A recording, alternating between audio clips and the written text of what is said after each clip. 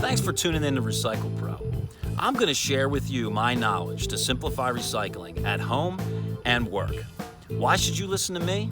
I'm a state certified recycling professional with over 25 years experience in environmental regulation. I am making these videos because I care about our environment. Plastic bags are not only causing major problems in our environment, but they're also contributing to serious issues in our communities and at recycling facilities across the country. In this episode, we're going to focus on the problems with plastic bags and the solutions. Welcome to Recycle Pro. Here's an example of the various types of bags we use to conveniently collect our recyclables. Whether you're at home or at work, you put all your recyclables together, which is known as single stream recycling. And you take this bag and you go out to your bin if it's at home or a recycling dumpster at work and you throw the whole thing in there. Therein lies the problem. Plastic bags cannot be recycled at single stream recycling facilities. In these facilities, there's the beginning part of the sorting process, which is usually manual labor. The people that are working there are standing next to belts where this material is going by very quickly and they're meant to pull off-spec material.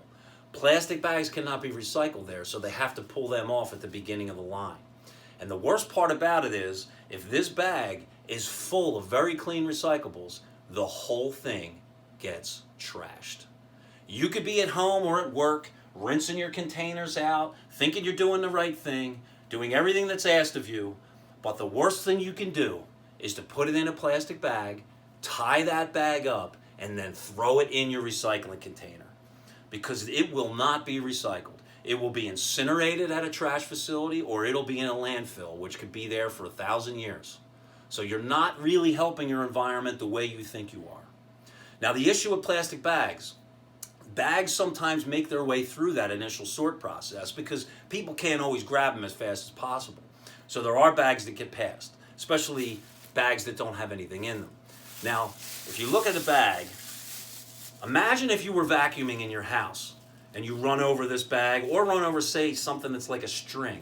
What's going to happen? It's going to go like this, and it's going to get tied up around there. That's what you see in recycling facilities in the machinery. Pulleys, and there's conveyor belts that move these recycling materials through the process to sort out at various spots. And these pulleys and the machinery get caught up and bound, and they have to shut the whole facility down to just get people in there. Dangerous work, by the way, cutting these bags out, okay, so that they can operate again. So what they're doing now in many of these facilities is they are rejecting loads that come into the facility that have bags in them.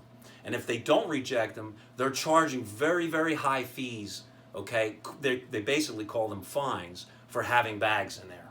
So we have to do our best to sort everything out, to put all the recyclables in our containers outside for collection and make sure that there are no bags in those containers.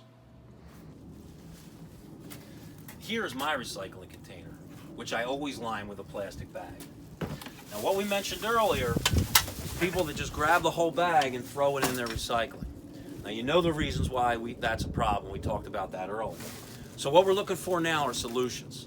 Okay, so what do? We walked outside, now we have the bag. What you do is, you just empty the bag right into your recycling container. Just like that. Now, the bag, if it's clean, put it right back in your container. Reuse it again. You can reuse it multiple times. If it's dirty, then you just put it in your trash container. Now, we spoke earlier about how these bags are not recyclable at a facility. Now, you may say to yourself, well, why can't they just tear the bags open?